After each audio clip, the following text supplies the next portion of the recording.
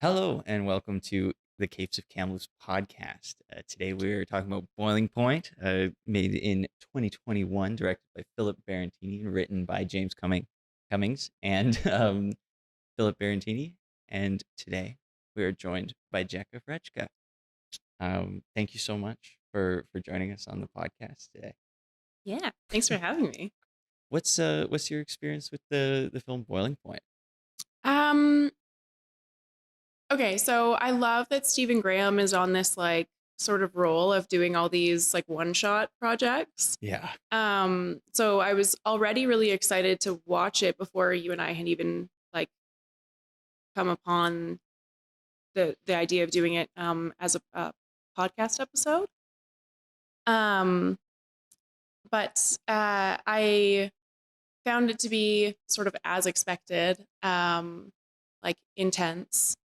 As like one shots sort of lend a lot of ability to. Yeah. And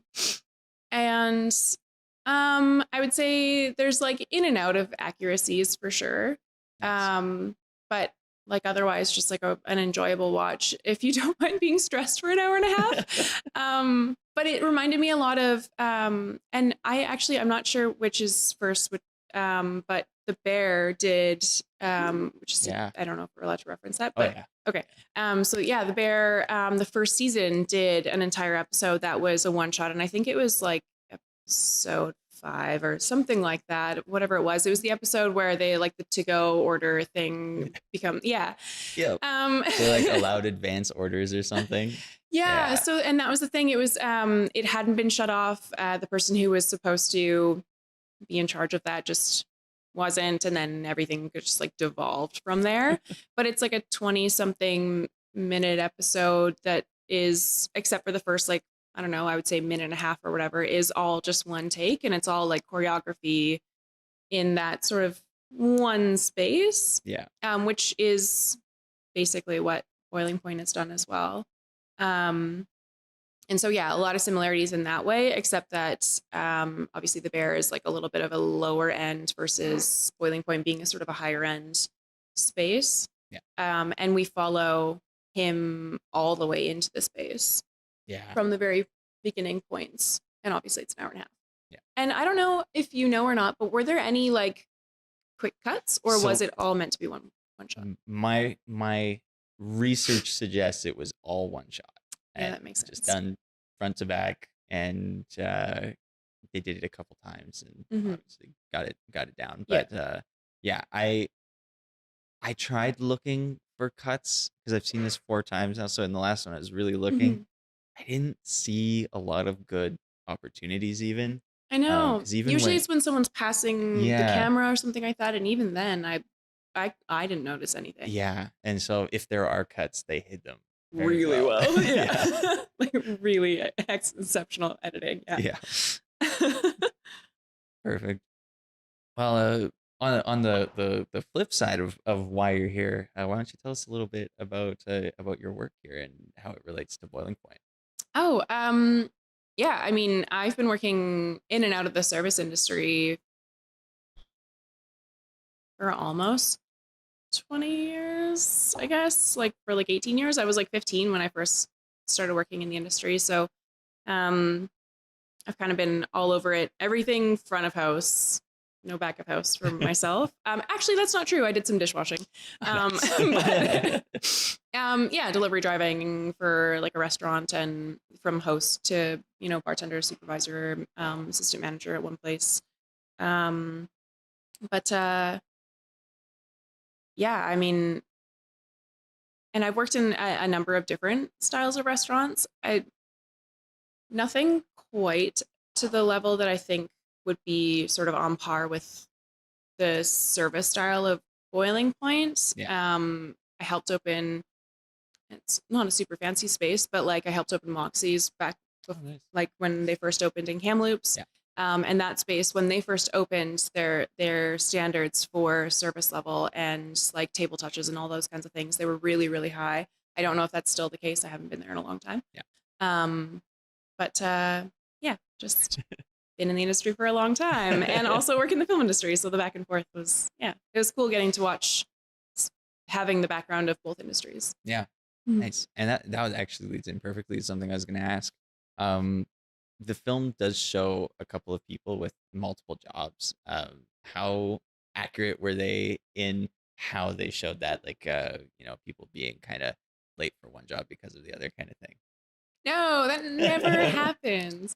I mean, yeah. And especially like in any kind of city where there's like an active film industry, you're going to have people who work in the restaurant industry who also are like auditioning or working, I don't know, jobs like ours even, which is like what I do. Yeah. But yeah, I thought that was interesting. I don't know who else has other jobs in that. I think it was sort of highlighted just her as the actress or whatever. Yeah. And I imagine that there are a number of other people like off screen or whatever that do have multiple positions. There was her and the Glaswegian man, he that had a performance after the shift. I don't. Oh yeah, the DJ. Yes. Yeah, okay. Yeah. And I was his, I was trying to remember what the performance was. His husband or his boyfriend is working, runs the club or whatever it is. Right. Yes. Yeah. Totally. Okay. Yeah. You're right. Absolutely. An artistic pursuit, maybe not a paid one. I don't think that was clear. But I mean, yeah, absolutely. That's like 100% common. That's one of the beautiful things about the service industry is that for the amount of time that you spend somewhere, you have the opportunity to make a fair amount of money. Yeah. It's a very like you're able to work your schedule around a lot of stuff. So it's great for people who either have kids or, want to have two jobs, whether they want to have like a 9 to 5 and then also have a little bit of extra income or need a little bit of extra income. Yeah. Or if they want to go to school or, pursue an artistic interest or something like that. The service industry is just here to catch everyone. Perfect. That kind of, mix of catching everyone, in the film, there's some personalities that don't gel too well. Yeah. It's not that everyone's going to be fighting all the time like they kind of are in the film, because that is I think breaking point, boiling point scenario. But how are they at showing kind of the relationship between bar staff and rest of front of house and the kitchen and all of that? I think, you know what? I think I'm lucky here because the front and back of house staff, mostly, I would say, have a pretty like good, comfortable relationship with each other, which is really nice. And we actually see like some front and back of house staff that spend time together, like outside of work and stuff like that, which is really also quite lovely. And I wouldn't say like super, super common in the industry, but I think that it's such an advantage when you do have that in any restaurant. And so the like front versus back of house staff sort of headbutting in that in the movie is realistic, and it does make a lot of sense. A lot of the like things that are brought up are things that would get brought up in a regular like service. I did think that there was a couple of like little sort of nuggets that were sprinkled throughout the film that I thought were really great. There is, of course, the supervisor who has like an alternate job. I'm glad that you brought that up because for sure a DJ would be promoting, their stuff. Oh yeah, come after after you're done here, like go over there, like that kind of stuff would happen for sure. Oh yeah.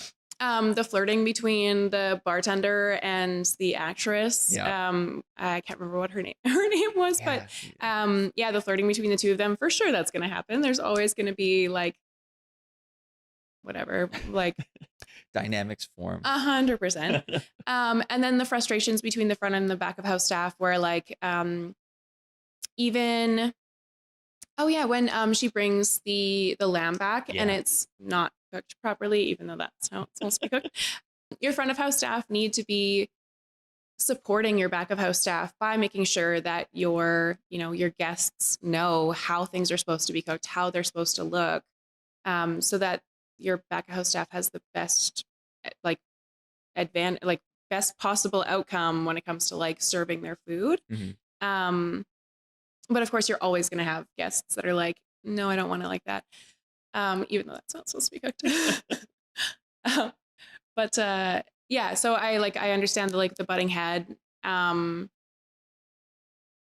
it comes to those kinds of things. I will say that there's one character that I like acted it very well. Okay. Acted it very well. So let's give credit where credit is due. But the writing of that character, that character made me so bad.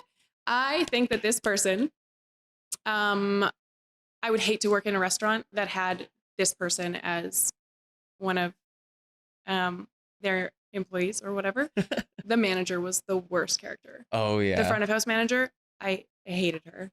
Yeah, great actress. Yeah. Did an exceptional job at being a hateable character for me. I couldn't. I was like, I hate what you're doing, but I also don't know if it's is it a necessary evil or not? No. Perfect. Okay. I mean, maybe like there's some aspects of it for sure where like, yes, you want to be able to get whatever free advertising you can get for sure. But there's just so many aspects of like how she chose to run the restaurant that I was like, you are like, what's the right term? I don't know, but it's like you're trying to get the car to go, but you've put a boot on the tire intentionally. And yet you're like getting mad at the team for not being able to like push the car hard enough. It's like, it was so frustrating watching her character because I was like a lot of things that devolved, like especially like the allergy. She was the first line of defense in that, and she like failed. Yeah. She failed. And yes, it's not 100% her fault. There are so many different sort of levels to that. And that was like one thing in the film that kind of frustrated me for like a high class restaurant. That should have been handled differently. But again, that's whatever. It happens when multiple aspects of a team just aren't communicating with each other and just aren't working together. And that's how easily in, I guess, probably any team or any like business, company, whatever, something can like devolve and the worst case scenario can happen. That's just, that's how a Starbucks cup ended up in a TV show that it wasn't supposed to. And that's, not one person's fault. It's like many people missing the mark. It's not just one person. But yeah, that character, there was like lots of moments where she's expecting certain levels of like certain standards from her team that she's then not following up on, even herself. And I found that super frustrating. But again, there are managers that are like that. So I was like, I hate this character because I know this character. Perfect. You mentioned something I want to ask about. Obviously, the allergy situation was handled wrong. What is the kind of standardized way to handle an allergy? Okay, at the like most base like standard for someone who comes into even a pub, like the lowly pub, the lowly like neighborhood corner pub, just and like anywhere, it's okay. So your table has an allergy. When you ring in their food, you memo that so that on that person's bill, whether that's you literally handwriting it down, or you verbalizing it to the kitchen when you're giving them the order, you would tell them. In a restaurant like that, their first line of defense was the fact that it was a special occasion, which meant that the front of house manager, was emailing back and forth with that guest, and she brought it up in the pre-shift that there was a proposal that was going to be happening. So she knew that there was a proposal happening. She had been emailing back and forth with this person. That person had not even a list of allergies, just one, a very, very basic allergy, which I don't know if you know is super common. Yep. Like, I wasn't allowed to bring certain granola bars to school because that allergy is so common. So, just like, yeah, that's what's so frustrating is that, like, yeah, she was the first line of defense. She had that information before they even entered the restaurant. In the pre-shift meeting, it should have been, hey, there's a proposal happening at table 13. They're coming in at this time.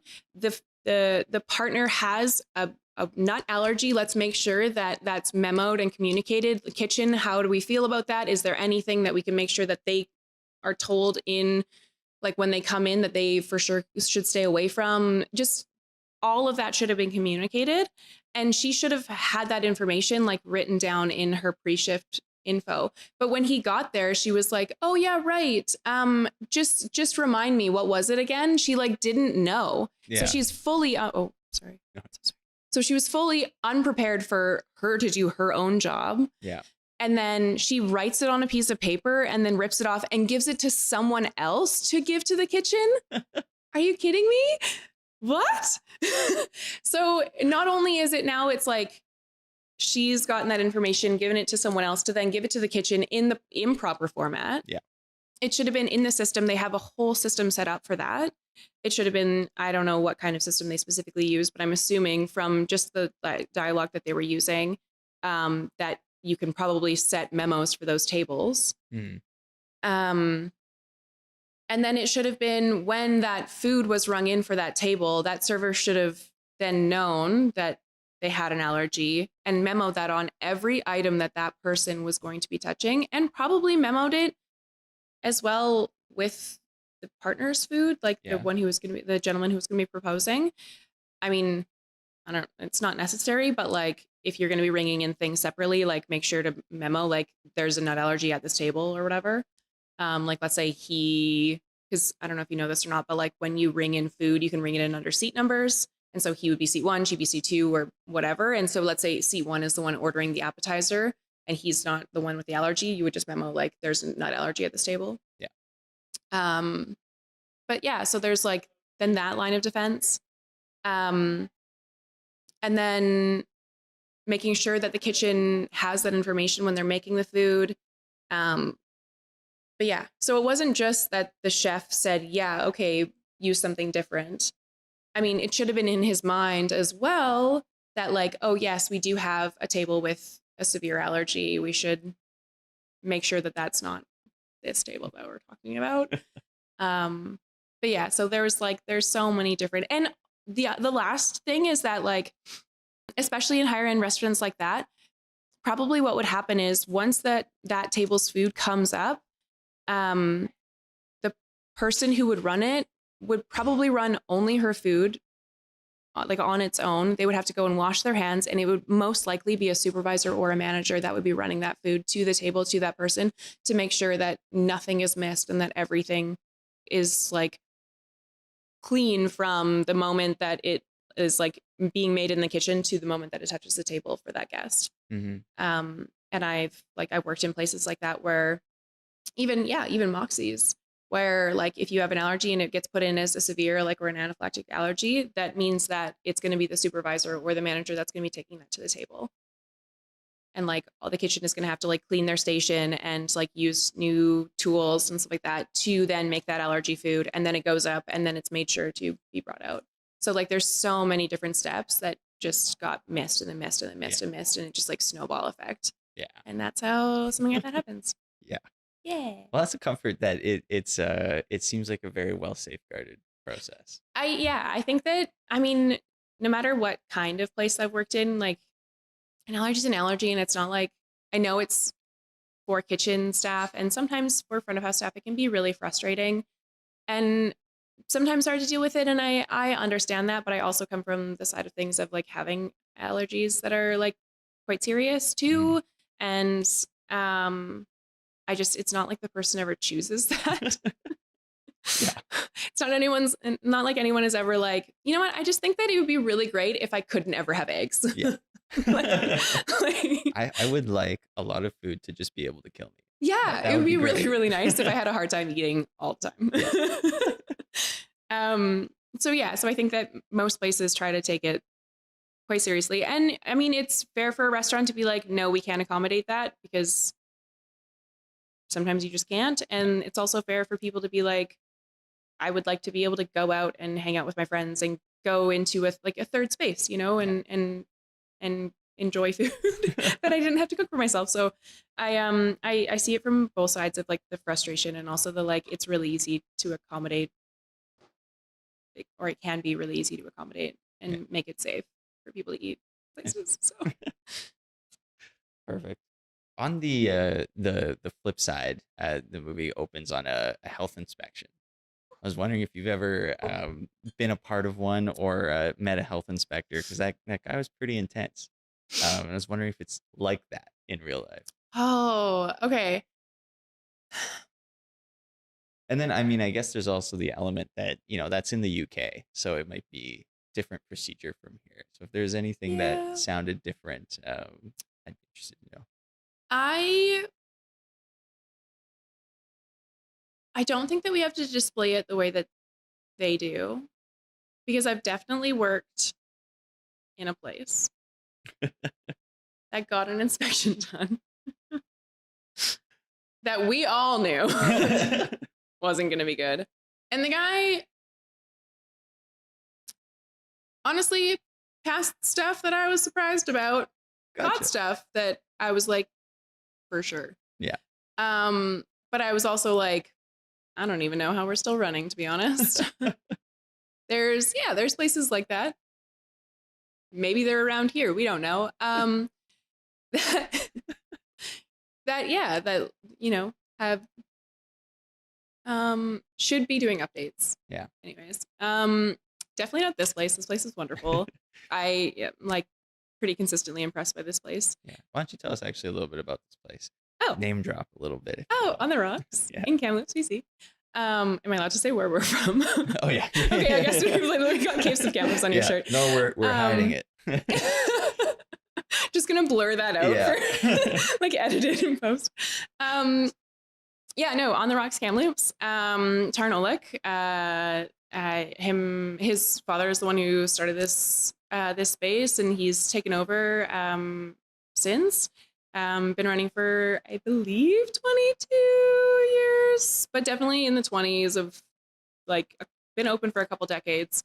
In the midst of some pretty awesome renovations and upgrades, which I'm very excited about, as we were talking about. Yeah. But yeah, Upper Kamloops, and just like a great place to be. I feel like the staff and like the community of people that are here regularly, like our regulars and like our kitchen staff and our front of house staff, like they're all just like a great group of people. It's pretty irregular for us to get people that just like straight up suck. But I mean,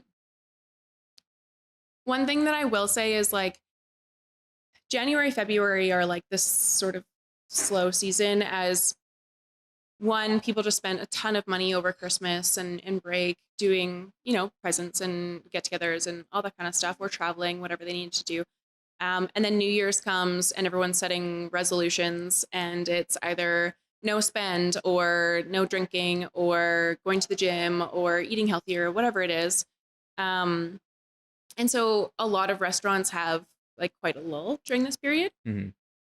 And I'll say I've had maybe a couple shifts that were like slower, but we've just kind of stayed consistently busy. And I think that that's not just, no, you're gonna keep going. That's one of my favorite things. I just started working behind the bar, so now I get to use it. But yeah, I think that's like owed to a couple things, but one of the big things I would say is honestly Tarn. Yeah. Like I say this to guests, like I probably like at least twice a week I have a guest that's like, oh yeah, you guys are so busy still, like it's awesome to see a place that's this busy during this time of year. And I'm like, yeah, like it's amazing. And my response usually has to do with Tarn and the fact that you can just tell that he not just loves running a restaurant, but loves running a restaurant in Kamloops. Yeah. Like he loves serving like the Kamloops population and like making this a fun environment, not just for his guests too, though, like, but for his staff as well. And like, I don't know, you can just tell that he like cares about how things go here. And it's honestly, I've worked in a lot of different restaurants, and it's really nice having an owner / manager who's just like on your team. Nice. Yeah. That's good. I'm really glad to hear that. Yeah. Me too. Nice. Mhm. So you've touched on this a little bit, but how is the film at portraying customers? Like for the purposes of this Yeah. film, the customers are kind of like, they're all not great, Mhm. at varying levels. Mhm. There were a couple that were fine, but yeah, what's your general experience? Were they kind of accurate, or did they just like take the negative highlights? Well, I mean, there was like some positive and some negative. Mhm. Obviously, they had a little bit more negative that they were sort of focusing on because, like, you know, those beats are what make it interesting and intense and stressful, right? Yeah.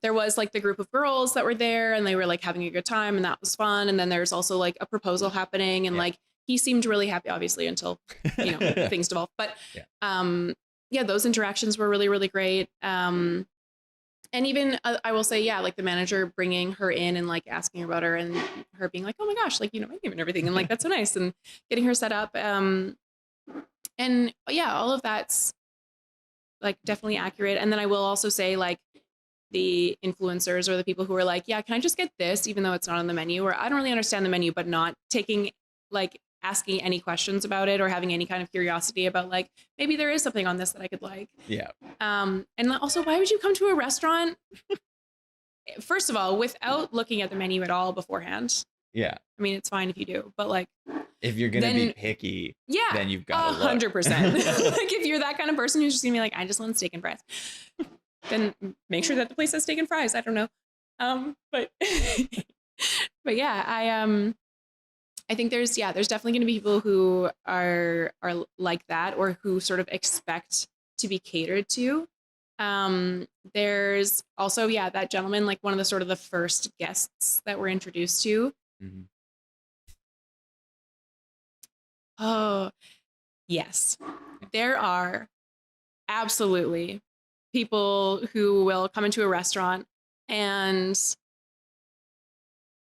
well, it's almost like they do so just so that they can be above someone and like have an excuse to sort of like push someone around a little bit. Yeah. Either like by not maybe showing off their money, or maybe just by like being kind of rude. Yeah. And there's, I mean, even in this city, there's like I've definitely had a lot of guests who have come in and act that way. And I think that the thing that I think always is like, we are servers, not servants. Yeah.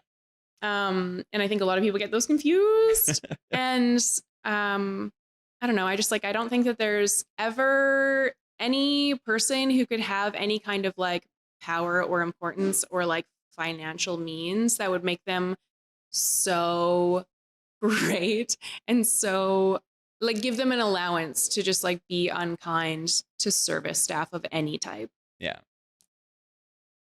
Yeah.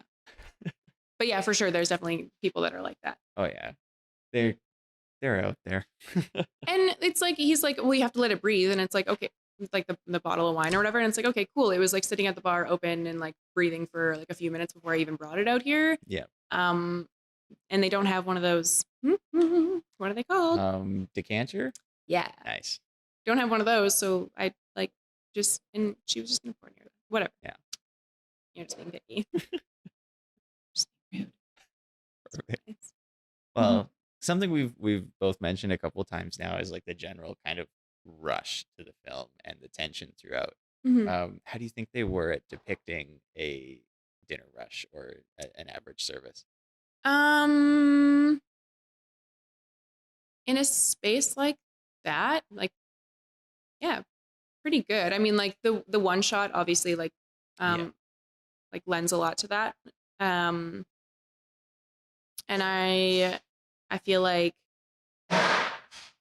getting to see those moments that are like almost slowed down a bit where like, yeah, she's like at the table talking with the guest, or where it's the front and back of house staff talking to each other or something like that. Like those moments, yeah, like all of that was pretty accurate. I think that there are some nights that are like half of that, and there's some nights that are like triple that for sure, because that's just the industry, and sometimes you get slammed. Like actually, just my last shift on Sunday, we had a reso of 100 people in here. Wow. Yeah. So we basically they had like a pre-order, but it wasn't like all of that food is being made at a certain time for them to show up and then we just bring it out. It was like everyone had decided off of a strict menu, like what it was that they were going to have. And they'd all sent in that information. And then when they get here, they give whoever is serving them their information of like, okay, well, this is what I had ordered and this is the drink that I'm going to get. Gotcha. And so then you just let the kitchen know and go from there. And we basically had it set up that like you can sit wherever you want and we'll just, whatever server will cater to you. And we had a whole thing put into our machine for us to be able to ring all that stuff in, and it was great. But it just so happened that my section was this area here and it was empty when I got here. And there was like some tables better. I mean, we weren't like not busy or anything like that, but because so many of them could sit together in one space, this whole space filled up at one time. And it can be really crazy. And I had like a ton of help. Like, again, like I said, like the team here is amazing. And I literally, I only had one table and it happened to be my fiance and one of his friends, which is really lovely. Cause I was like, every now and then I could be like, hi, I need a second. and then just like go back to wandering around and getting everything going. But yeah, I mean, that's just the industry. You can have those nights where, yeah, it just like feels like you're running around with a chicken with its head cut off. But that's the beauty of having a team that's really great. And honestly, like our kitchen here is small, but the guys back there like are crazy good, like phenomenal for like how little space they have and like how quickly they're able to just like get things out and like make them quality. But yeah, that's kind of just like, that's the industry. You can have nights where it's, I think timing actually is really like a big thing. Yeah. Because if I have a full section, but everyone kind of like one table and then I grab drinks and one table and then I grab drinks and then one table and then, you know, I grab these guys food and then that table's drinks and then, you know, and it just like it staggers, then it doesn't seem as busy. But when you have an entire section that fills at the same time, or you just get like 3 or 4 tables at the same time, and maybe one of them is like a table that has allergies or like needs help with a menu or something like that, then it like slows down the process. And that's no one's fault. It's just like how it is. And so it can be really stressful. And so I think the pacing of the film and the decision to make it in one shot was, I think it was great. Nice. Yeah. Sort of my last thought, which just like had to do with like, you're only as strong as your weakest link. But yeah, it's kind of built like right from the beginning as like a really good example of you're only as strong as your weakest link. Because there's different ways that a team can go about it. If you have a team that wishes for everyone to do well and is okay with sometimes taking on a little bit of extra, either like physical or emotional labor, if someone happens to be at the lower end of their capacity, then that's amazing. That's how you all end up succeeding, because life is going to happen and your job isn't the only thing in your life. And you have this character who is clearly has just gone through a separation, has spent 2 months where they've been trying to find themselves a space, or living out of suitcases, or living in the office, and are now sort of succumbing to like like both a drug and alcohol addiction, which can happen, especially when you have easy access to it, surrounded by the people that you're surrounded by in this kind of industry. And then you have multiple people who are then sort of picking up the labor in different ways, but most of them were sort of building resentment instead of like all coming together to like pick up little pieces of it. Whereas like, so Freeman, the gentleman who like worked in the kitchen, who was like their sous chef, and then there was him sort of working next to each other. I'm not sure. I haven't worked kitchen, so I don't know the exact like names of all the stations. Yeah. But it seemed like he was kind of like saute and like Yeah. meat. Seemed to do mostly the meat. Yeah. Yeah. And so he's building all these resentments, and instead of stepping up a little bit, sous chef was the only one who was taking on all of this extra emotional and physical labor. Yeah. While also apparently trying to train a new staff member. And there's a staff member that's in the kitchen consistently late, consistently not showing up, and is like almost seems like a character hire. Yeah. Like like a personality hire, like but isn't doing the work. And so yeah, unfortunately it's like these pieces are all kind of falling, like they're not holding the table up because this leg is doing this much work and this leg is doing this much work and this leg is doing this much work, but holding resentment, so it's not very strong. And like, and then you just have this super wobbly table that's just, it's yeah. So I think, yeah, the only as strong as your weakest link. And then also the like front and back of house staff not working well together. Like the fact that the manager isn't either forwarding those emails or having like just moments of meetings with the back of house manager, like with chef, to make sure that he knows all the different things that are sort of going on in a night. And yeah, for sure, like he's getting there late and that's unfortunate, but she should be having touches with him beforehand.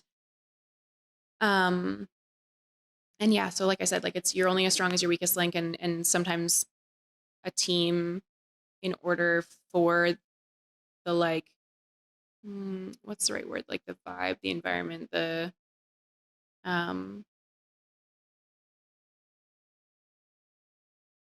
just like the Atmosphere. the Yeah. atmosphere of the team.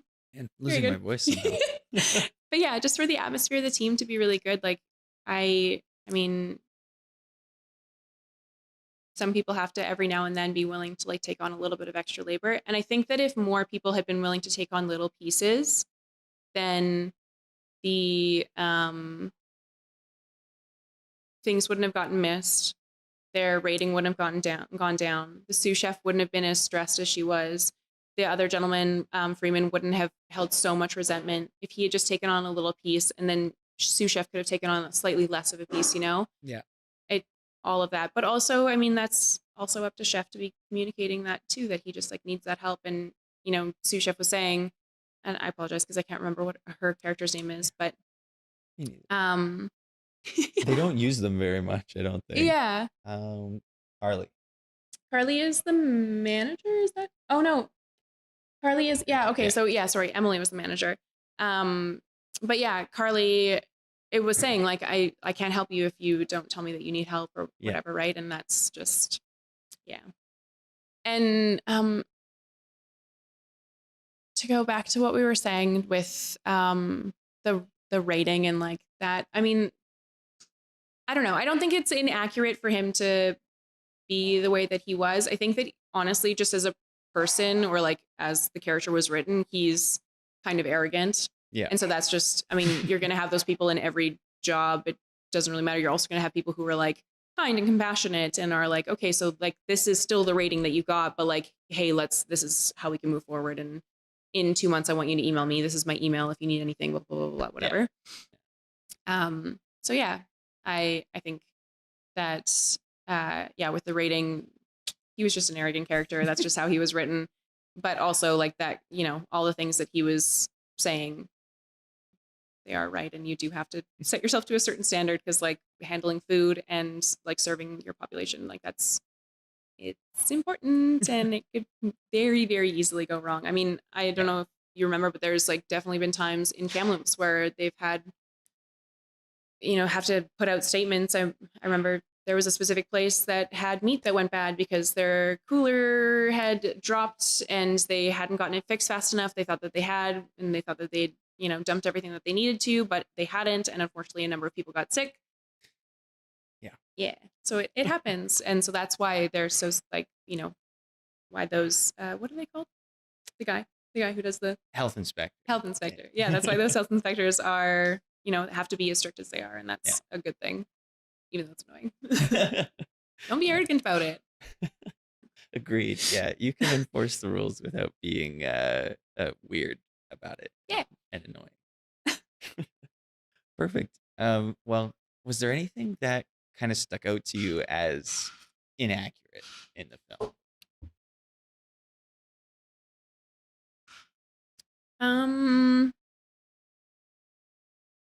Other than like specifically, again, it can happen, but yeah, other than how the allergy was handled, I'd say, Yeah. Again, like that can happen, mistakes happen, and sometimes there's a snowball effect, and that's like I said, that's how you get a coffee cup in a TV show that where it shouldn't be. There's so many different parts to a team, and sometimes they just all fail. Yeah. But there wasn't anything that was like crazy inaccurate to me. The stress and like the mindset around having someone who is a food critic there, it's not that you're not prepared anyways, but having the mentality and understanding that there's someone there that's going to be specifically critiquing your food. Yeah, maybe you would have judged the menu that day, or maybe you would just do something extra, like have something that that they really enjoy on the menu, or make sure that whoever is serving that section is someone who like knows that person's work, or just there's always like, I don't know, you cater to people's strengths, right? And so if they have the information, then you can cater to their strengths. And that's really like, I think that's why this show portrays a team that isn't working very well together. And it does that very well by showing just, a bunch of people who are imperfect, and that happens, but are not being given chances to cater to their strengths. Yeah.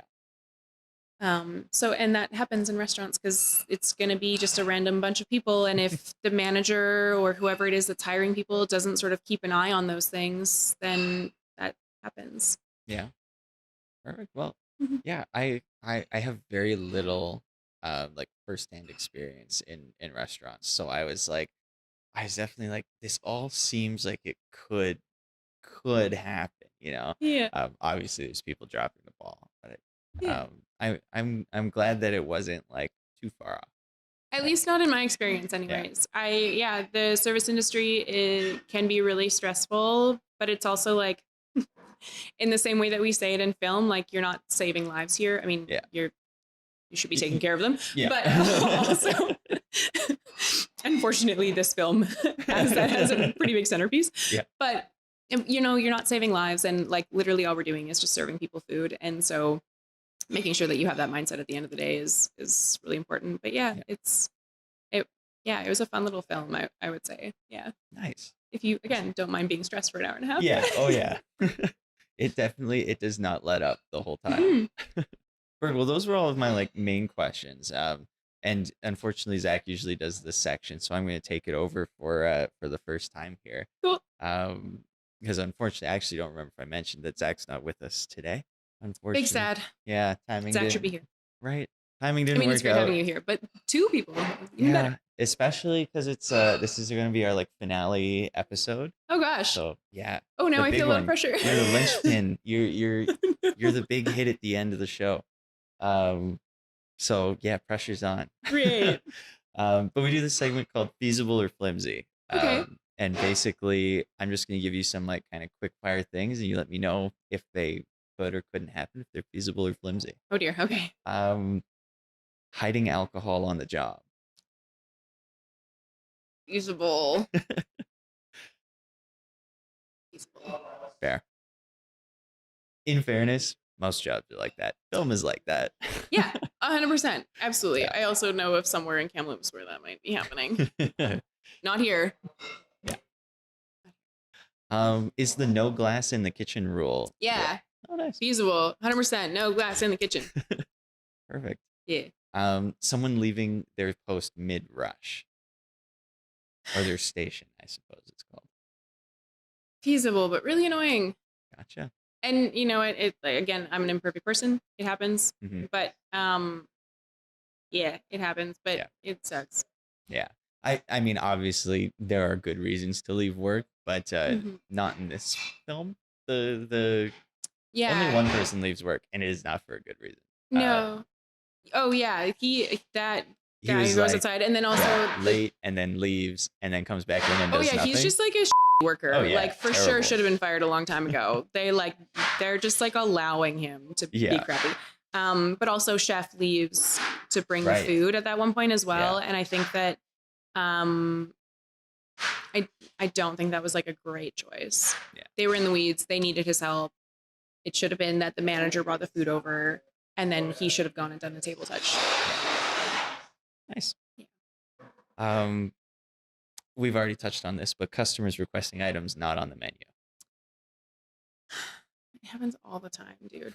Do you know how many times a week I get asked for onion rings? Oh. Anyway, it's feasible, but it's also like not every restaurant can do it. Yeah. And that's fine. You have to be okay with that. Exactly. And then the last one, is it realistic for one person to, quote, take the fall for an allergy mistake? Oh.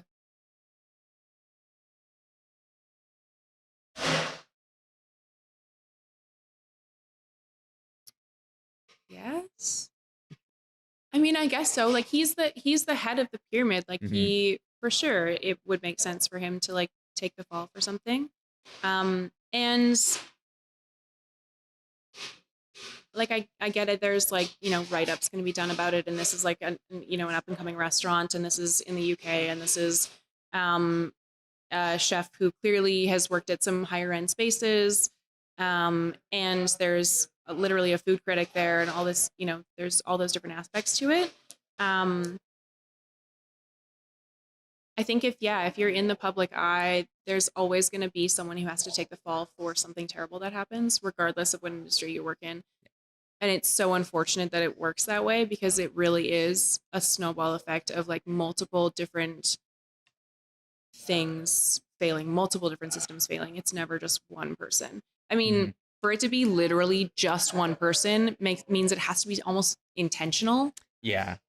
And so when it comes to like an allergy, it would literally need to be almost intentional for it to be just one person's fault. Yeah. Oh, nice. Well, that's everything that I have for feasible or flimsy. Okay.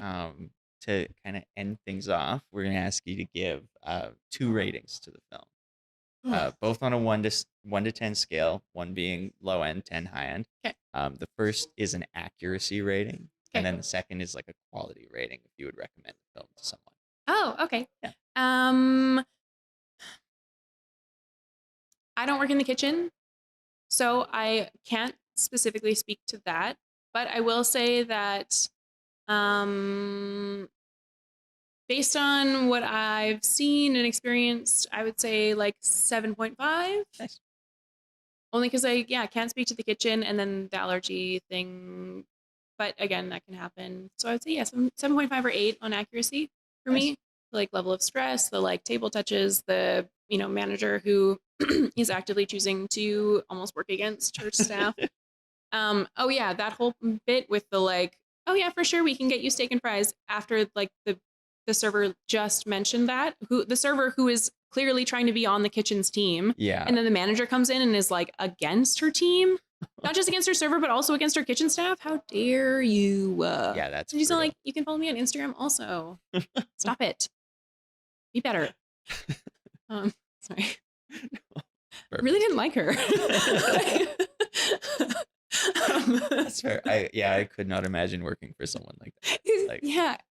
And it's unfortunate. I think that how she was spoken to, how Carly spoke to Emily, that whole sort of like that thing, Carly wasn't wrong, but some of the language that she used, I think, was like a little bit too intense.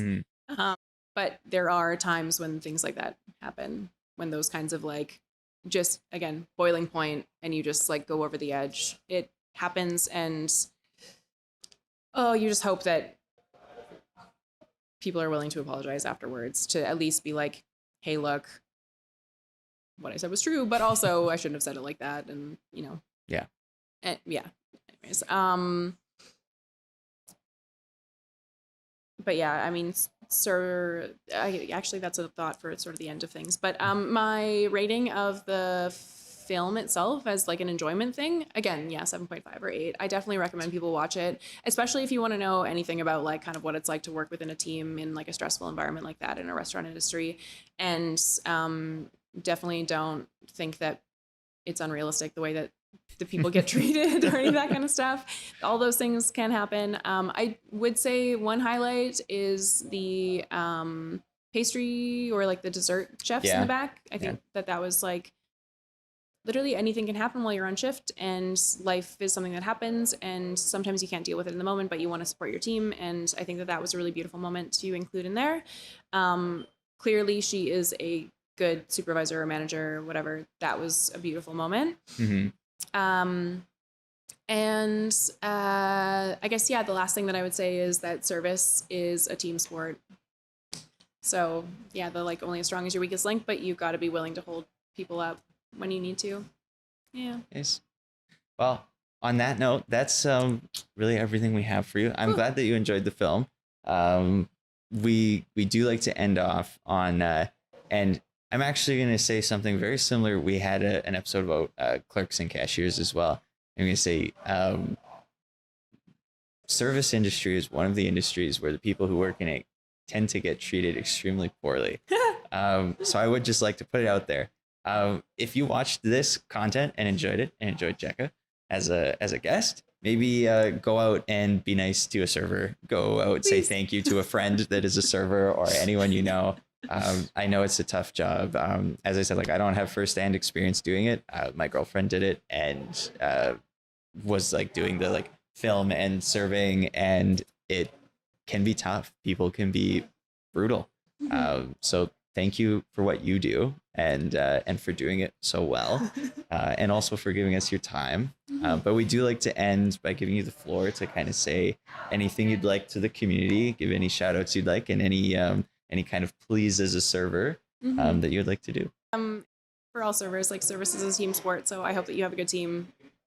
And other than that, come visit me and the several other incredible servers and fun humans at On the Rocks whenever you're around in Kamloops. I definitely know I will be coming back during opening hours. Yeah. Well, thank you again so much. And with that, thank you to the audience and our viewers. If you'd like to catch us on social media, we're on Facebook at Capes of Kamloops and Instagram at capesofkamloops.pod. And with that, for our final send off of the season, thank you again. And we'll see you later. All right, welcome everybody to this screening of Boiling Point. This is brought to you by Capes of Kamloops Podcast. We're supported by StoryHive and TELUS TV. This is a video podcast that's going to be coming out next spring. It'll be on TELUS TV and YouTube and Spotify and all that stuff. And basically what we're doing is we're looking at a film that represents one of the many jobs that our local heroes do in our community, and we are going to be sitting down with a member of that profession and talk about the film. For Boiling Point, we'll be talking with a person in the restaurant industry, so that video podcast will come out next spring.